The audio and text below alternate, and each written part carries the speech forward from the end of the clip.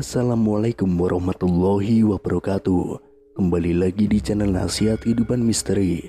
Kali ini kami akan membahas tentang mengungkap sosok Satrio Piningit tiba di Indonesia. Dalam kasana budaya Jawa, sosok Satrio Piningit dipercaya sebagai figur yang mempunyai kesaktian dan wibawa bak seorang raja. Menurut penuturan Permadi S.H., politikus sekaligus paranormal mengatakan Satrio Piningit atau Ratu Adil bakal muncul jika kondisi di Indonesia telah mengalami kemerosotan di berbagai sendi kehidupan.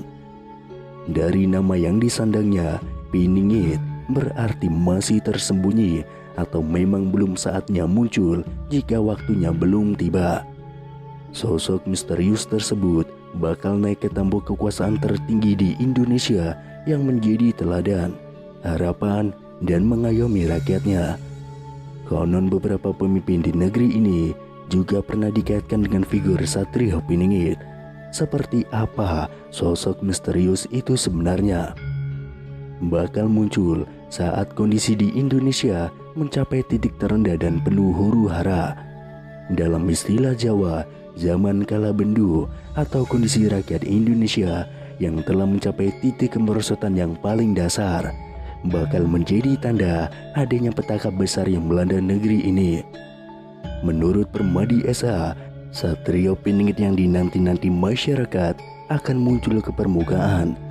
Bisa dibilang kemerosotan moral, kehancuran budi pekerti, dan hawa nafsu yang merajalela.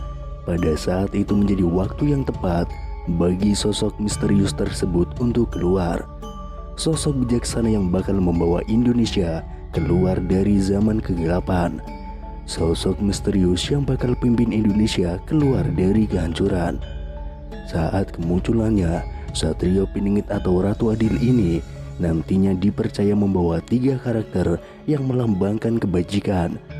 Pertama, Satria Bayangkara, yaitu sosok pemimpin yang bersikap adil, berjiwa pemaaf terhadap lawan-lawan politiknya, dan mengayomi. Kedua, Satria Pinandita adalah sosok pemimpin yang religius, jujur, adil, tegas, dan mengemban amanah kemaslahatan umat.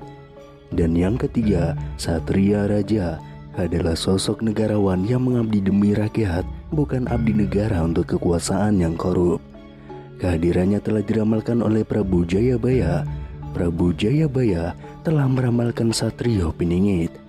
Jauh sebelum Satrio Piningit banyak dibicarakan di era modern ini, Prabu Jayabaya dalam tulisan bukunya Jangka Jayabaya telah meramalkan sosoknya. Ciri-ciri itu disebutkan adanya sosok dewa yang tampil berbadan manusia, berparas seperti Batara Kresna, berwatak seperti Baladewa, dan bersenjata Trisula Weda. Berwujud sebagai manusia biasa, dirinya juga dikenal sebagai figur yang sakti mandraguna tanpa jaji. Tokoh besar Indonesia yang kerap dikaitkan dengan figur Satrio Piningit, menurut budayawan Jawa Aziz Hidayatullah, ada 7 figur Satrio Piningit yang sempat dikaitkan maknanya dengan pemimpin bangsa ini. Mereka adalah Satrio Kinunjoro Murwokucoro, yaitu Soekarno RI 1, Satrio Mukti Wibowo Kesandung Kesampar, yaitu Soeharto RI 2, Satrio Cinumbut Sumula Atur, yaitu B.J. Habibie RI 3, Satrio Lelono Topong Rame, yaitu Gus Dur RI 4, Satrio Piningit Hamung Tuwu, yaitu Megawati RI 5, Satrio Boyong Pembukaning Gapuro, yaitu SBY RI 6, dan Satrio Pinandito Sinisian Wahyu, yaitu Jokowi RI 7. Untuk yang terakhir, masih banyak penafsiran dari berbagai kalangan tentang sosok Jokowi sebagai Satrio Piningit.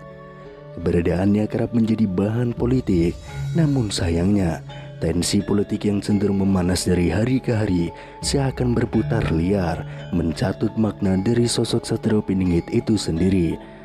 Yang jelas keberadaan Sang Ratu Adil masih menjadi misteri hingga waktu yang ditentukan tiba. Sosok yang bakal menjadi Satrio Piningit di negeri ini semuanya masih abu-abu alias samar. Meski hanya sebatas dikatakan sebagai mitos dan ramalan, Toh figurnya dipercaya bakal melekat pada salah satu tokoh besar di tanah air ini. Lantas siapakah dirinya? Kemudian Sabdo Palon akan datang bersama dengan Satrio Piningit, pemimpin dari zaman Edan. Sabdo Palon akan menjadi penjaga wayu kekuasaan bagi lahirnya Satrio Piningit. Dia adalah Ratu Adil, pemimpin sejati dari zaman Edan yang bisa membawa menuju pencerahan. Sabdo Palon menelan kekecewaan yang sangat amat ketika Sang Prabu Brawijaya V memeluk agama Islam.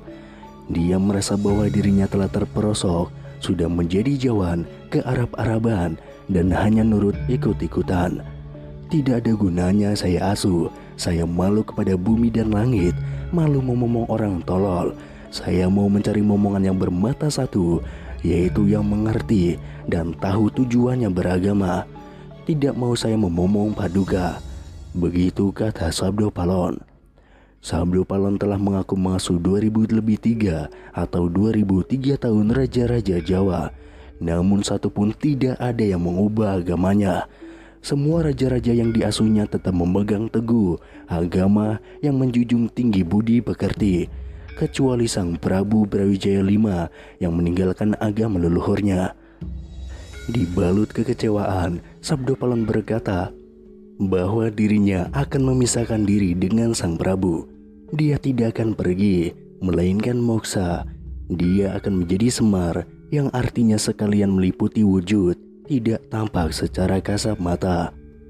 Di dalam Serat Darmo Gandul disebutkan bahwa Semar dipercaya merupakan utusan gaib Gusti Kang Murbeng Dumadi atau Tuhan yang Maha Kuasa untuk menjalankan tugas agar manusia selalu menyembah dan bertakwa kepada Tuhan, selalu bersyukur dan eling serta berjalan pada jalan kebaikan. Saat ini Indonesia tengah memasuki tahun politik menuju pemilihan presiden 2024. Bicara soal pemimpin tanah air kerap dikaitkan dengan ramalan Jayabaya tentang Satrio Piningit. Soal Satrio Piningit menjadi salah satu ramalan Prabu Jayabaya yang paling populer. Lantas, apakah ramalan tersebut sudah terbukti? Prabu Jayabaya meramalkan bangsa Indonesia akan memasuki zaman kala bendu atau carut marut. Pada saat itu terjadi, Satrio Piningit akan datang membawa Indonesia keluar dari situasi kala bendu itu. Prabu Jayabaya memulai ramalannya dengan mengungkapkan situasi di tanah Jawa sebelum kemunculan Satrio Piningit. Situasi yang digambarkan berupa keadaan tanah Jawa yang dirundung masa-masa kegelapan.